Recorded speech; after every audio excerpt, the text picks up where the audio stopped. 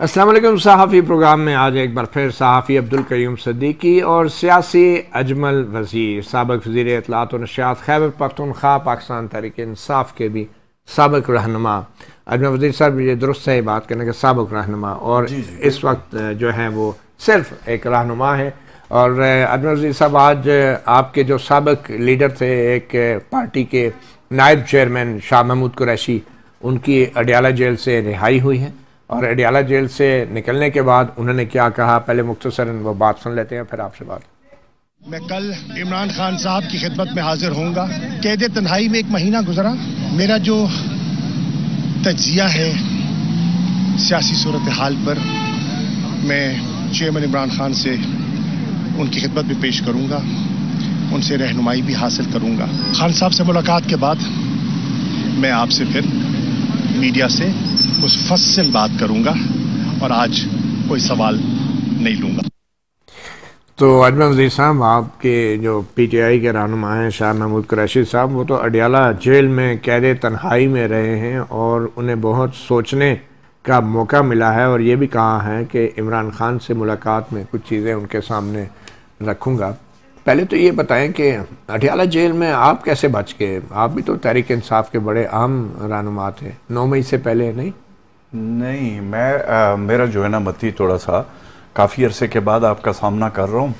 मेरा काफ़ी अरसे से, मेरा 12 जुलाई 2020 को मुझे जो है ना साइड लाइन किया था। अच्छा, OSD बना दिया था और उस वक़्त हुकूमत पिक पे थी। अच्छा, ठीक है जी। और उसके मेरे भाई मेरे साथ बैठे हुए हैं, मैं बहुत कदर करता हूँ सिद्दीकी साहब का, लेकिन इनकी भी ऑडियो लीक हुई है और मेरी भी ऑडियो लीक हुई थी ना। अच्छा। भाई साहब बैठे हुए हंस रहे हैं और मैं 1 साल तक मेरे पे 12 जुलाई को ये ऑडियो एक जो है ना एक मुबैना तो नहीं डाल दी गई, ऑडियो डाल दी गई और उसके बाद न ये पूछा गया कि क्या है क्या नहीं है, पता ये चला कि जनाब इस्तीफा दे दो।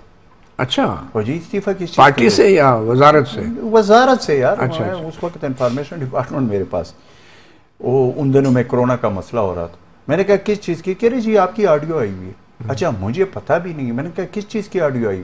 उसके बाद ये चीफ मिनिस्टर जो उस वक्त है, वो एक करप्शन का तो उसने कहा यार मेरे ऊपर बड़ा प्रेशर है, ये वो है फलाना। मैंने कहा कौन प्रेशर, किसका प्रेशर, क्या प्रेशर? उसने कहा कि मुझे वज़ीर आज़म कह रहा है कि ये जो है ना ये ऑडियो आई हुई है। मैंने उससे कहा, मैंने कहा देखिए जी आप डिपार्टमेंट से पूछ ले, अगर कोई ऐसी बात हुई होगी ऑडियो के पीछे भी तो कोई चीज़ होगी ना जी।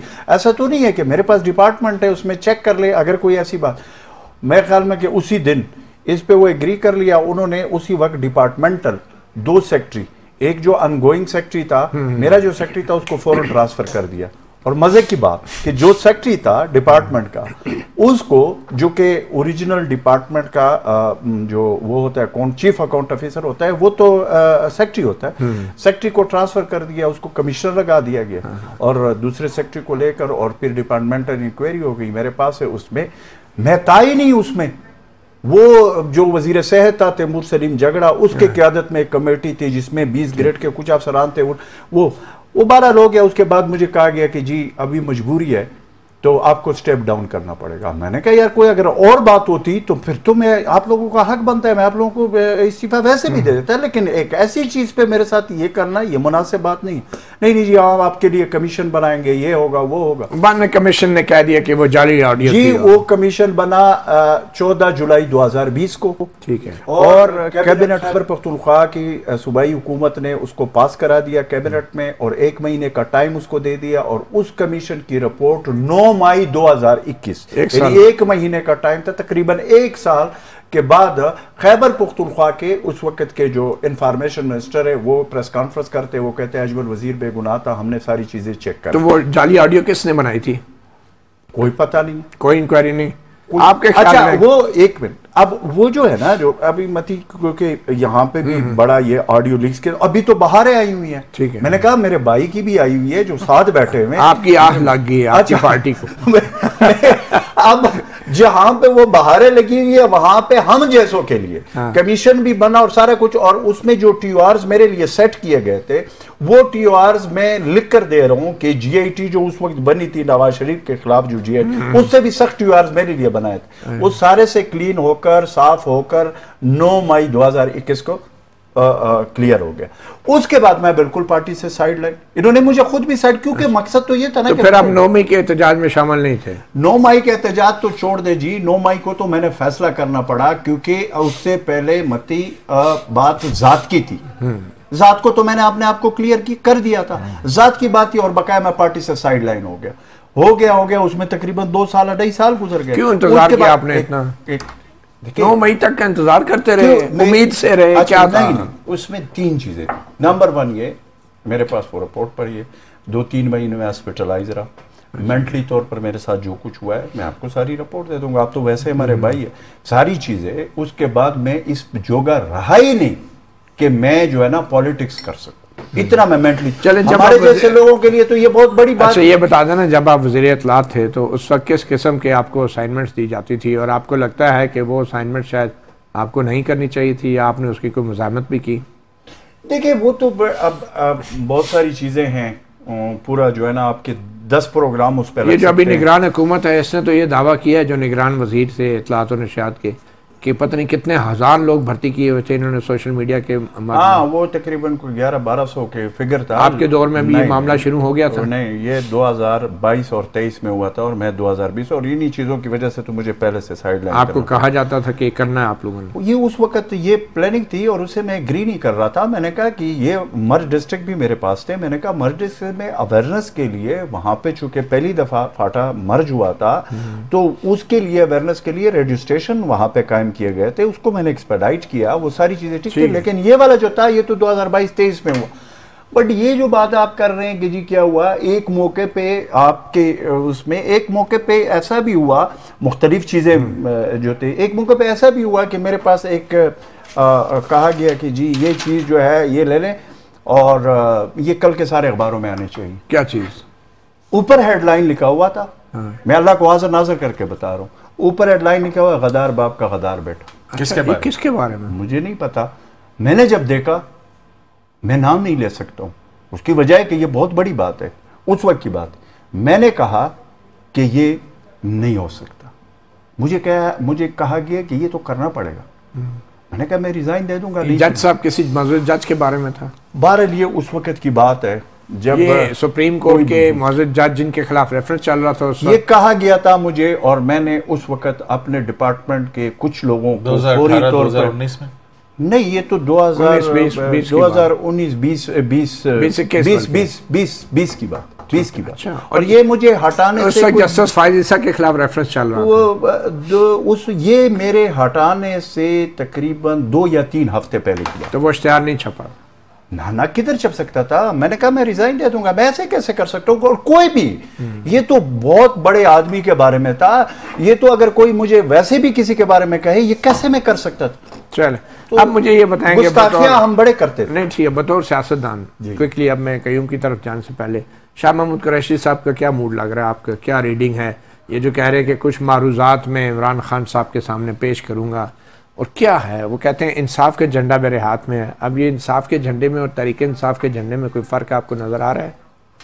देखिए, मती मुझे नहीं पता कि वो क्या करेंगे या उन्होंने क्या किया है, लेकिन कुरैशी साहब की आज जो मैंने प्रेस टॉक सुनी, तो सबसे पहले जो आपने तो दूसरा हिस्सा उनका दिखाया, पहला वाला हिस्से में उसने अपनी फैमिली, अपने बच्चों के, उनका शुक्रिया अदा किया, और उसके बाद उन्होंने बात की है कि मैं मिलूँगा और अपने तहफ़्फ़ुज़ात या अपनी जो भी चीज़ें हैं, आई डोंट नो, बट ये कुरैशी साहब पे डिपेंड करता है कि वो क्या करते हैं।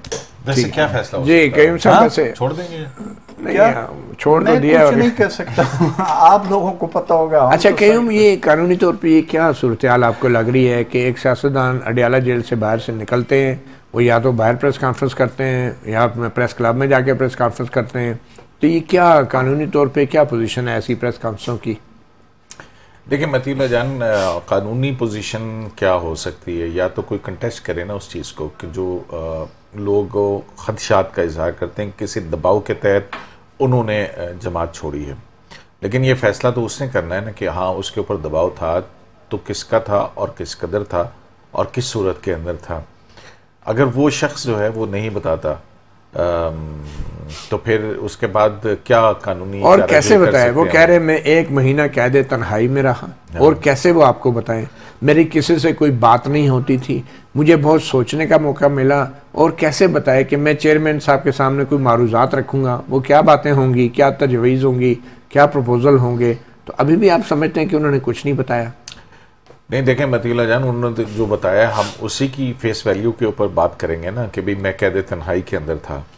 कैद तन्हाई में मैं खुद से गुफ्तगू करता था, और जब मैं अपने खुद से गुफ्तगू करता था और सियासी सूरत हाल का जायज़ा लेता था, और मैं देखता था कि ज़ाहिर है जब इंसान बैठता है खामोश होकर अपने कमरे में ख़ुद को बंद करके कि हाँ हमने क्या क्या अच्छाइयाँ की, क्या क्या बुराइयाँ की, कोई गलती की होगी कहीं, कोई खुद एहतसाबी का एक अमल होता है ना। रात को आप जब सोते हैं तो आप कहते हैं यार आज सारे दिन मैंने क्या किया, सारा दिन में क्या गलत किया, क्या दुरुस्त किया। हाँ मैंने 4 अच्छे काम किए, 2 गलत काम किए, अच्छा आइंदा मैं 2 गलत काम नहीं करूँगा। तो एक अज़्म लेके और एक एहतसाब करके उस दिन का फिर आप जो है वो आपके ख्याल में शाह साहब के जहन में क्या आएगा? अब शाह महमूद कुरैशी साहब के जहन के अंदर क्या कुछ आएगा? देखें, शाह महमूद कुरैशी साहब अगर आपको याद हो तो इन्होंने तकरीर की थी परेड ग्राउंड के अंदर जब वो साइफर वाला इशू था कि खान मैंने तुम्हें बता दिया है, ठीक है ना। उस वक्त ये फॉरेन मिनिस्टर थे, और साइफर के इशू के हवाले से फिर जो मौक़िफ़ इख्तियार किया कप्तान ने किया, कप्तान अपने उस पर चले जाओ। तो ये सोचा होगा इन्होंने कि वो साइफर वाला इशू मैंने क्यों किया, या क्या मैंने खान को करना चाहिए था, नहीं करना चाहिए था। सारे मसले की जड़ भी शाह साहब थे। फिर दूसरी तरफ जो है अब आप इनका आ जाइए, जब कप्तान ने इनको नायब कप्तान मुकर्रर किया फिर उसी जलसे के अंदर, फिर उसके बाद जो है ना शाह महमूद कुरैशी साहब के हवाले से तो बहुत ज़्यादा रहे।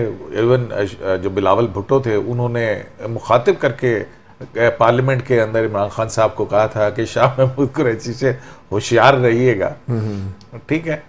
तो और फिर उसके बाद अब जब ये सारा कुछ हो रहा था, आपको पता है कि मुज़ाकराती टीम के लीड रुकन थे कि एक दिन इलेक्शन इंतखाबात के हवाले से पूरे मुल्क के अंदर, और फिर उनका जो बयान था कि जनाब जब हमने इस हवाले से मुज़ाकरात की सतह पर पहुँचे तो फिर पार्टी की तरफ से जो है वो उनको क्या कहा गया, शायद गद्दार कहा गया था। एग्जैक्टली, और उन्होंने कहा कि जी सुप्रीम कोर्ट में उन्होंने सबके सामने कहा गद्दार कहा गया था। तो अब शाह महमूद कुरैशी साहब ने बैठ के अपना एहतसाब किया होगा कि हाँ मुझे जो है वो इमरान खान के साथ गुजारे हुए वक्त, लम्हे और कुछ बातें उनके ऊपर जो है उन्होंने इस्तिखारा किया होगा। हाँ। अब इस्तिखारे के अंदर जो कुछ निकला है अब वो कह रहे हैं कि वो मैं खान साहब को बताऊंगा, और खान साहब को बता के फिर आपसे मुफस्सल बात करूंगा। बिल्कुल सही। ये वही शाह साहब है जिन्होंने कहा था कि अब मुज़ाकरात नहीं हो सकते। सुप्रीम कोर्ट में उन्होंने रोस्टम पे बात की थी कि अब मुज़ाकरात की कोई गुंजाइश नहीं है। हो सकता है शायद उस पर दोबारा गौर कर रहे हों। एनीवे, एक छोटी सी ब्रेक लेते हैं। ब्रेक के बाद हमारे साथ मौजूद हैं अजमल वज़ीर साहब, साबिक़ वज़ीर इत्तलात व नशियात खैबर पख्तूनख्वा। इनसे बहुत से सवालात हैं जो करने के हैं, क्योंकि जब भी हुकूमत तब्दील होती हैं तो माजी की कुछ चीज़ें सामने आती हैं और कुछ रहनुमा भी सामने आते हैं। तो जो बहुत बड़ा प्रोजेक्ट था अजमल वज़ीर साहब, BRT का एक था, बिलियन ट्री सुनामी का प्रोजेक्ट था, उसके हवाले से बहुत सी बातें तो होती रही हैं। सुप्रीम कोर्ट तक मामला गया और BRT का प्रोजेक्ट जो था उसकी इंक्वायरी भी सुप्रीम कोर्ट ने रोक दी थी। ये सारे क्या मामला थे, इस पर बात करेंगे एक छोटी सी ब्रेक के बाद।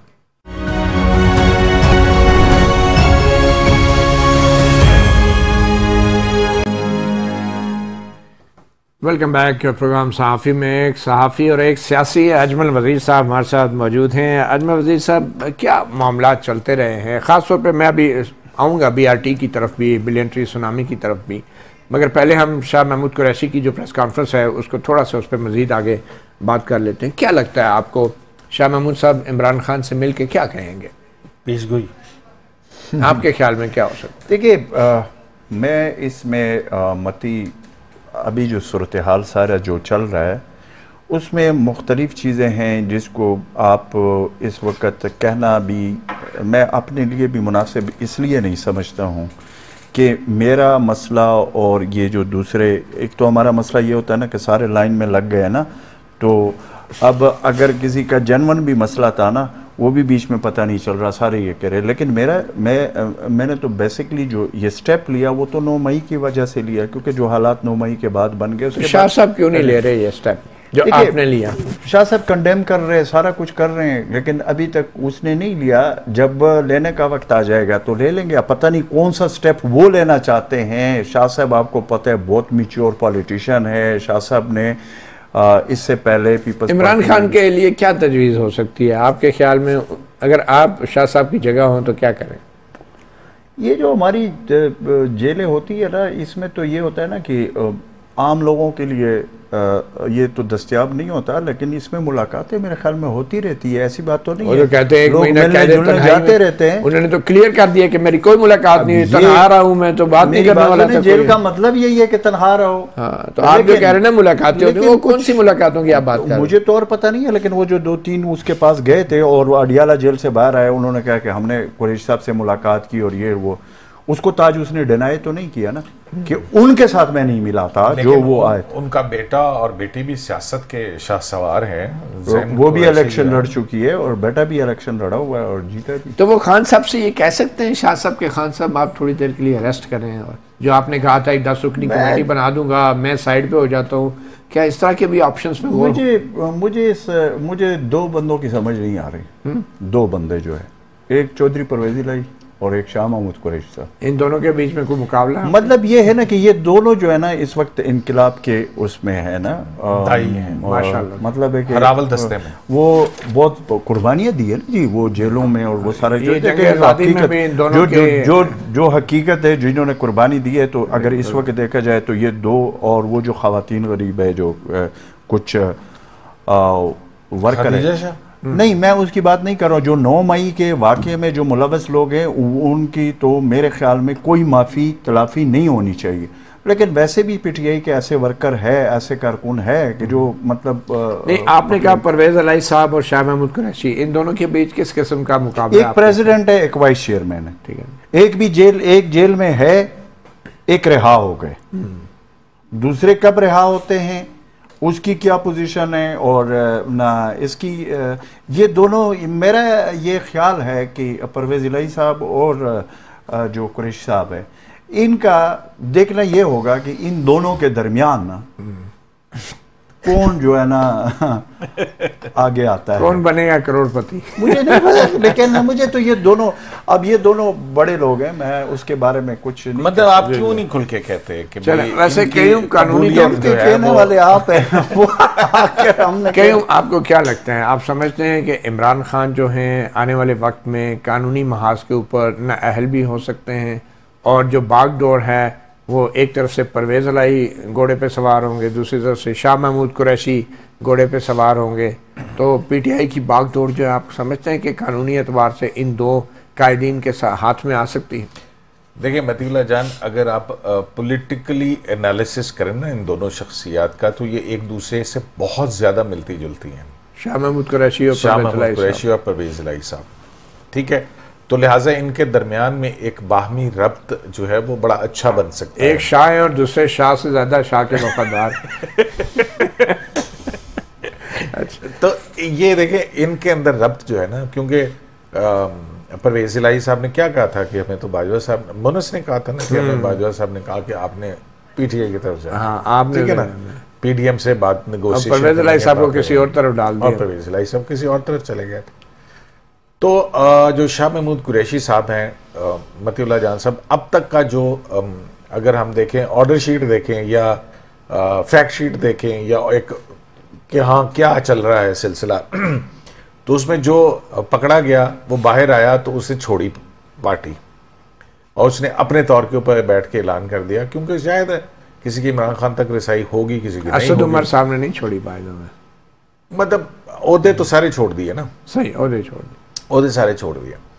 अच्छा, फिर उसके बाद जो है अब ये रसाई इमरान खान साहब से ही मिलके मैं फिर आपसे मुफस्सल बात करूंगा, तो इसका मतलब है कि किसी का कोई मैसेज है, पैगाम है जो कि राब्ताकारी। लेकिन शाह साहब तो कह रहे हैं कि मैंने बहुत सोचा और मेरे जहन में कुछ चीजें आई, और वो यही कह रहे होंगे मेरा किसी का पैगाम नहीं लेके जा रहा, मैं तो तन्हा था। तो गैर मरई ख्यालात भी तो आते हैं ना इंसान को, कि नहीं आते हैं?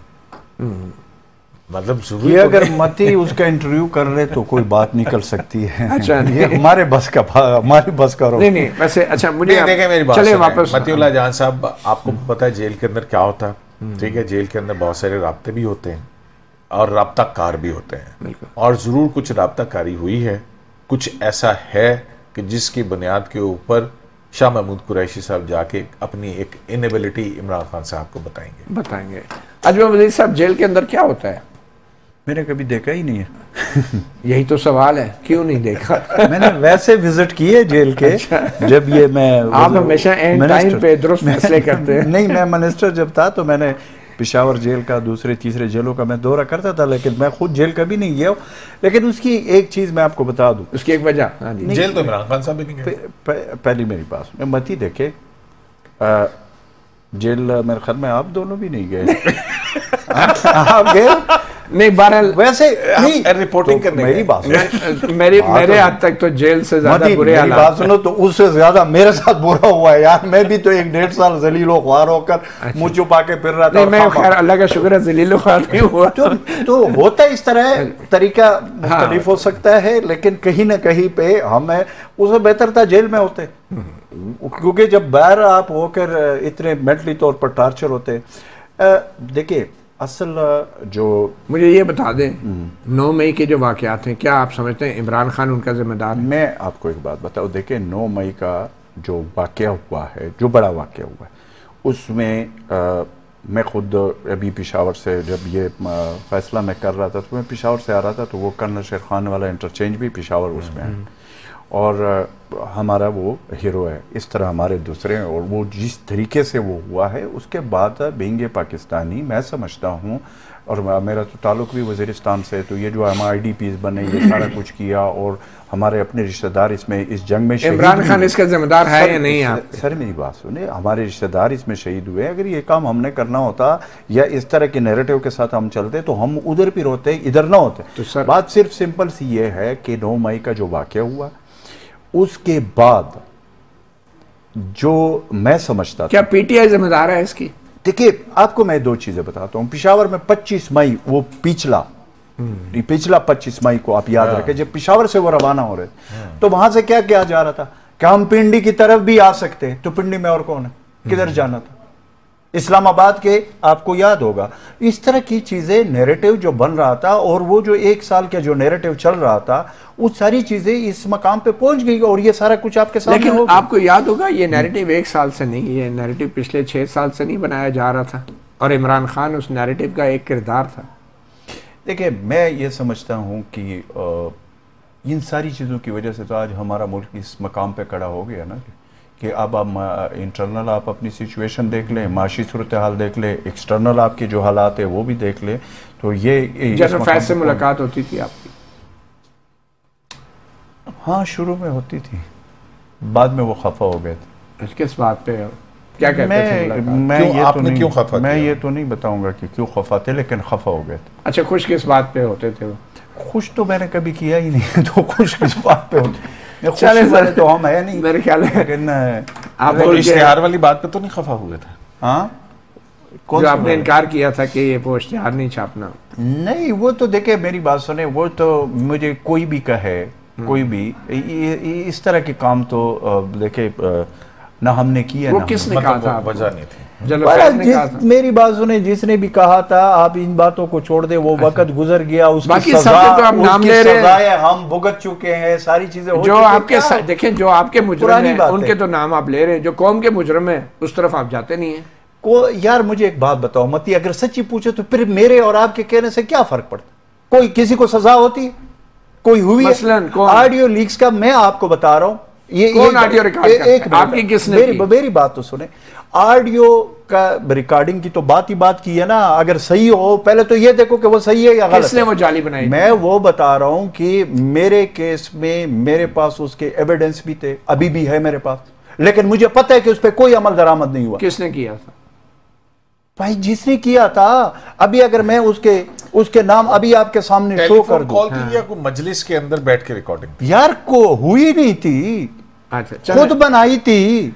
मतलब मैं अभी बात कर रहा हूं ना, आपके साथ प्रोग्राम में बात कर रहा हूं। हाँ। मैं बात कर रहा हूं, ये क्वेश्चन मुझसे पूछ रहे हैं, वो अल्फाज लेके ठीक हो गया। मैं कहता हूं कि जी मतीउल्लाह जान साहब जैसे सीनियर सहाफी, और ये मैं उसकी तारीफ करता हूं, और कईम सिद्दीकी साहब के हवाले से मैं कोई बात करता हूं, अब यहां से ये उठा लो, वो उधर लगा दो और उधर लगा दो, अब इसको कोई सुनाए, ये कहेगा अच्छा आजमल वजीर मेरे खिलाफ ये बात कर रहा है, तो ये एडिटिंग यार आप लोगों का तो यही वो है ना। हमारा तो काम ही यही है। हाँ, आपकी सही थी, आपकी ऑडियो सही थी। अच्छा, आप इतने यकीन से कैसे कह सकते मेरी ऑडियो सही थी? आपने खुद कहा था मेरी बात हुई थी। चले एक छोटी सी ब्रेक, वो सवाल बीच में रह गया बीआरटी का और बीएमटी सुनामी का। एक छोटी सी ब्रेक के बाद कयूम सदीकी और अजमल वजीर हमारे साथ।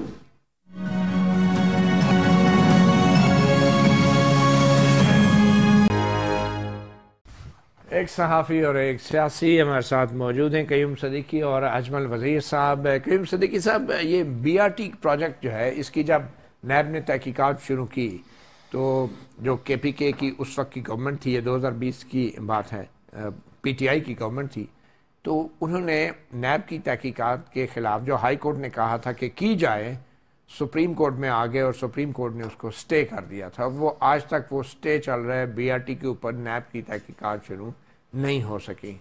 ऐसे और भी कुछ मामलात थे जिनको सुप्रीम कोर्ट जो है उस वक्त भी काफ़ी पीटीआई को रेस्क्यू करती रही है। तो ये कितना अरसा हो गया है अभी तक, और ये मामला? ये तो काफ़ी पुरानी बात है, और जैसा कि पेशावर हाई कोर्ट की जजमेंट थी, जैसे वकार सेठ की, वो उस वक्त जिंदा थे। फिर उसके बाद ये मामला जो है वो सुप्रीम कोर्ट में आया था, जिसके खिलाफ ज़ाहिर केपी गवर्नमेंट ही पीटीआई की जो है वो आई थी। उसके बाद फिर उमर अताब बंदयाल साहब की सरबराही में बेंच था, उसने बीआरटी जो है उसको स्टे कर दिया था, और फिर उसके बाद से वो स्टे काफ़ी अरसे तक चलता रहा। मेरे ख्याल में बाकी तफसीलात तो हम अजमल वजीर साहब से पूछते हैं। ये बीआरटी प्रोजेक्ट के मामलात क्या थे? क्या साफ चली, शफाफ चली का नारा नहीं था आपकी उस वक्त की पार्टी का? इसमें अगर आप मुझे थोड़ा सा इजाज़त दे दे, इसमें मैं आपको बता दूं कि ये जो फैसला आया था ग़ालिबन 2020 में, जो सेठ वकार मरहूम जो उस वक्त चीफ जस्टिस है पेशावर हाई कोर्ट के, उनका एक फ़ैसला आया। वो फैसला आया, उस फैसले में ये था कि 35 नुकात उसने उसमें आइडेंटिफाई किए थे, और उसके लिए इंक्वायरी जो है वो एफआईए को दी थी, और ये भी उसमें कहा था कि हर हफ्ते एफआईए इंक्वायरी करेंगी, ये 35 जो नुकात है, और बिफोर कोर्ट वो पेश करेगी। अच्छा, अब उसकी जब ये फैसला आया तो उसके अगले दिन था या उसी दिन था हमारी सिटिंग हुई, जिसमें हम गवर्नमेंट के जो मेन लोग थे, चीफ मिनिस्टर था, सारे थे। तो उसमें मेरा उस वक्त ये मौक़िफ़ था, एक मौक़िफ़ ये था कि जी सुप्रीम कोर्ट में इसको हमने वो करना है, चैलेंज करना है। मेरा ये मौक़िफ़ था, मैंने कहा कि देखिए इसको जो है ना हम सुप्रीम कोर्ट नहीं जाएंगे। मैंने कहा बड़ा मसला हो जाएगा, बिकॉज के ये पिछले कितने सालों से हम एक नारा लगा रहा है कि वो जो है ना ये फलाने केस को वो जो है ना स्टे के पीछे जो है ना छुपे हुए। तो कौन कह रहा था कि सुप्रीम कोर्ट? अच्छा, अब सुन, जब ये बात मेरे जब ये ओपिनियन था, ये मेरे वाहिद की ओपिनियन थी जिसको उस वक्त मेरी बात को नहीं सुना जा रहा था, उस पे मेरी फिर जहांगीर तरीन से उन दिनों वो भी थे, मेरा उससे रब्ता हुआ। मैंने उनको कहा, मैंने कहा जी ये मसला है, इसमें अगर हम ये सुप्रीम कोर्ट जाते हैं तो मैं कम से कम डिफेंड नहीं कर सकता। उसकी वजह यह है कि लोग कहेंगे कि आप लोग तो खुद स्टे के पीछे भाग रहे हो, अगर इसमें गलती नहीं है, आप लोगों की कोई जो है ना मसला नहीं है, तो आप क्यों जो है ना स्टे के पीछे चुप रहे हो। तो उस पे मैंने, जहांगीर तरीन ने मुझे कहा कि बात आपकी ठीक है। अच्छा, मैं गया, हमने थोड़ी सी वो तो है, मैं आपको कह रहा हूं कि मेरे गुनाहों की लिस्ट में से ये भी एक वो है। मैं गया, मैंने डीजी जो हमारे इसके डीजी होते हैं, डीजीपीआर के, मैंने डीजी को कहा, मैंने कहा मेरे लिए प्रेस कॉन्फ्रेंस फौरन अरेंज करें, मैंने प्रेस कॉन्फ्रेंस करना। मैं गया और ये रिकॉर्ड के ऊपर है, मैंने प्रेस कॉन्फ्रेंस। आपने भी फयाज चौहान साहब की तरह प्रेस कॉन्फ्रेंस? नहीं, मैं फयाज चौहान की तरह प्रेस कॉन्फ्रेंस न किए हैं, क्योंकि आपने कहा गुनाहों की लिस्ट में शामिल है। नहीं, वो दूसरी प्रेस कॉन्फ्रेंस थी। वो तो लोगों को गालियां देने की प्रेस कॉन्फ्रेंस कर रहा है। मैं तो आपको कह रहा हूं कि उस प्रेस कॉन्फ्रेंस में मैंने कहा कि देखिए ये जो सेठ वकार का फैसला है मरहूम का, इसको हम मनोवन तस्लीम करते हैं। अच्छा, हम किसी स्टे के पीछे नहीं छुपेंगे। अच्छा, ये और हम कोई जो है ना इसके खिलाफ अदालत में नहीं जाएंगे। और जिसने चोरी चकारी की, ये मेरे अल्फाज है, रिकॉर्ड पे मौजूद है और आप चेक कर सकते हैं, सारे टीवी चैनलों पे ये चला था।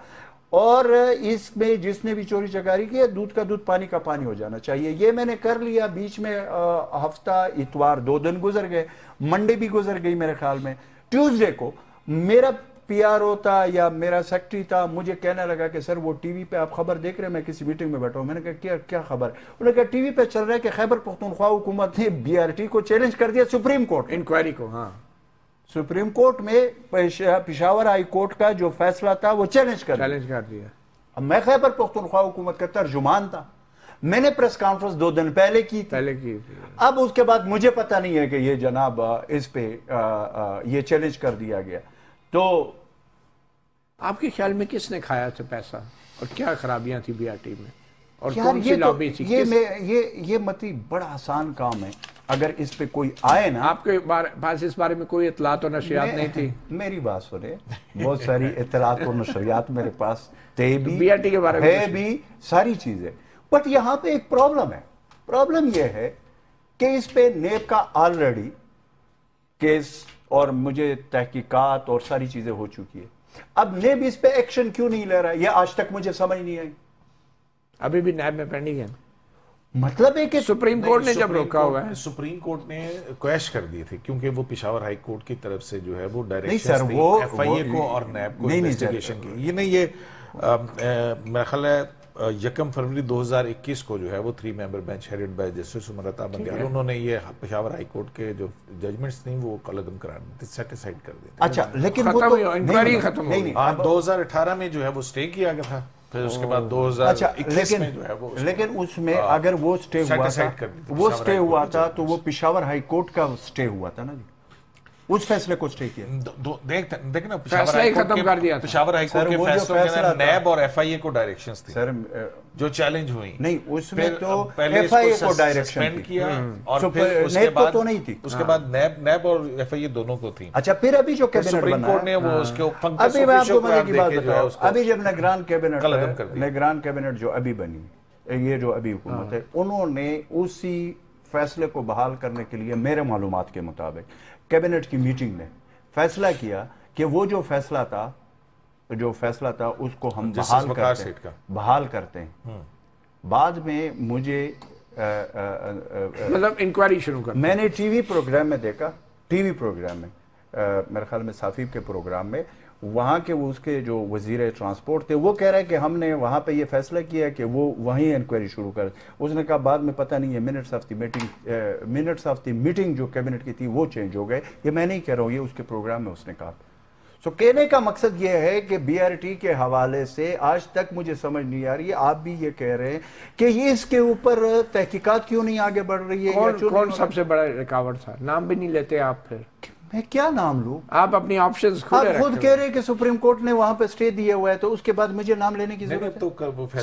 स्टे किसने सर दिए? अच्छा, ये सुप्रीम कोर्ट ने दिए। तो सुप्रीम कोर्ट ने स्टे दिया, उसके बाद क्या हो? आपने बिलियन ट्री सुनामी मंसूबे को भी बहुत पब्लिसाइज किया, माशाल्लाह, काफी खर्चा मेरे दौर में नहीं था, वो मुझसे पहले था। अच्छा, पिछले 5 साल में था। और बीआरटी जो था वो पहले दौर में शुरू हुआ था, हमारे दौर में। आप माशाल्लाह भरपूर अंदाज से उसका दिफा करते रहे।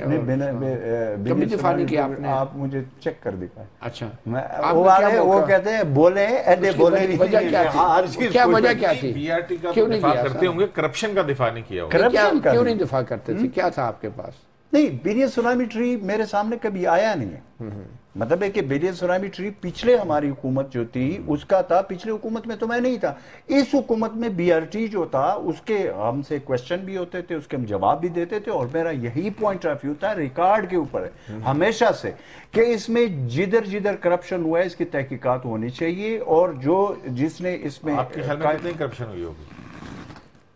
मैं क्या कह सकता हूँ, सुप्रीम कोर्ट के पास गए उसे मैं क्या कह सकता हूँ, स्टे वहां पे है। मैंने तो अच्छा, मेरे ख्याल में आज सुप्रीम कोर्ट में जो बड़ा अहम एक डेवलपमेंट हुई है, ऑडियो लीक्स कमीशन के हवाले से चीफ जस्टिस उमर अता बंदियाल और उनके 4 जजों ने इस सवाल पे अपना फैसला महफूज कर लिया है कि क्या चीफ जस्टिस जो है इस बेंच पे मौजूद रहेंगे या नहीं।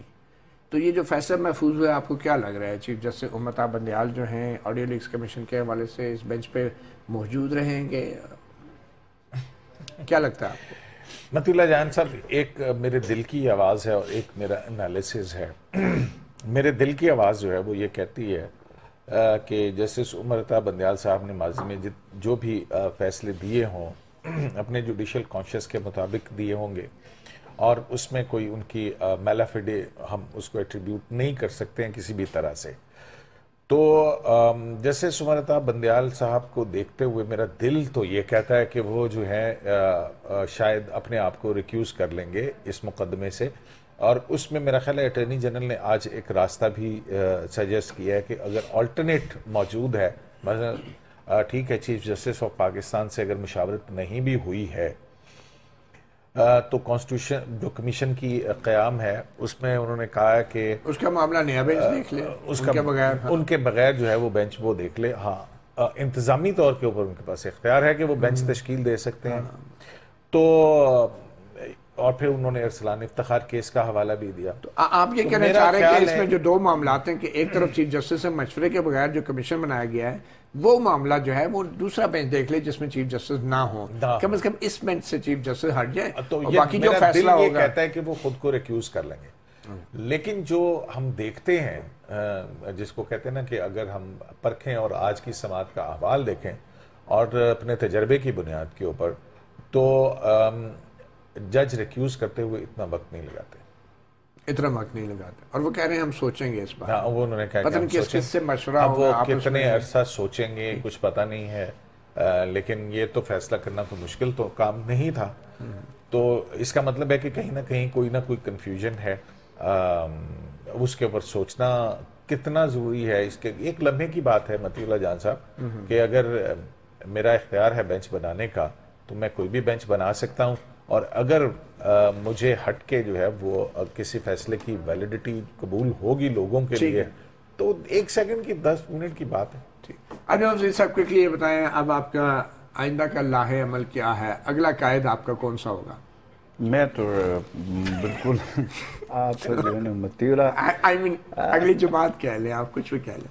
देखिए मैं पहले काफ लीग में रहा हूँ, आपको पता है। उसके बाद 18 जुलाई 2018 को मैंने पीटीआई ज्वाइन की है, जब सारे टिकटें तकसीम हो चुकी थी, सारी चीज़ें हो चुकी थी और 25 जुलाई को इलेक्शन था।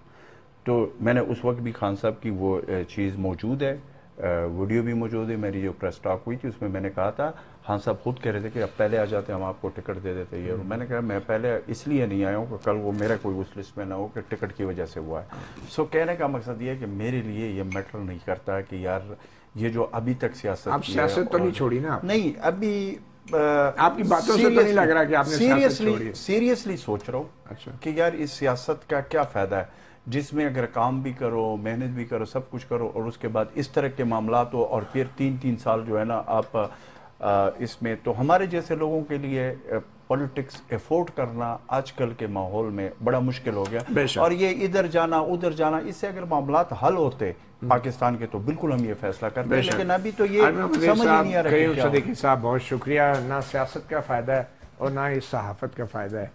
इजाजत दीजिए, अल्लाह हाफिज।